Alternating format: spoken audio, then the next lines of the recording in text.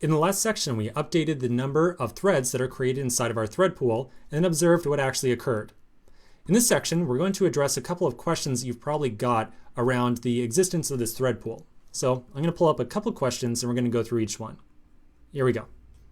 Okay, so on the left-hand side, we've got a question, and on the right-hand side, a possible answer. So the first question you probably have, and this is probably the most obvious one, can we use the thread pool for our own personal JavaScript code? Or can only certain Node.js functions, like the PBK df2 function, make access to it? And the answer to that is that you and I can write JavaScript code that makes use of that thread pool. And we'll see exactly how to do that later on in a couple of videos. So yes, we'll figure out how we can run our own JavaScript code in separate threads. The second question you might have is, what functions inside the Node standard library actually make use of it? So this one is a little bit more complicated, and I cannot give you a very distinct answer of exactly which functions are executed inside that thread pool and which are not. And the reason for that is that a lot of it depends on what operating system you are on.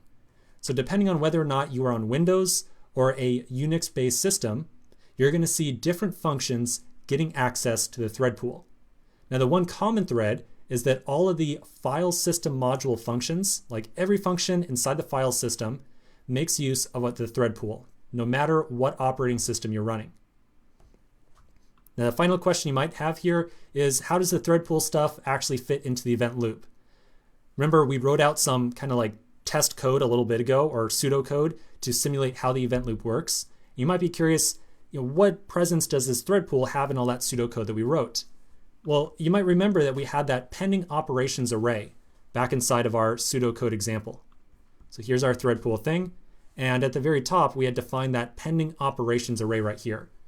And then any time that we wanted to check to see if our event loop should continue running, we checked to see if there were any pending operations left inside that thread pool.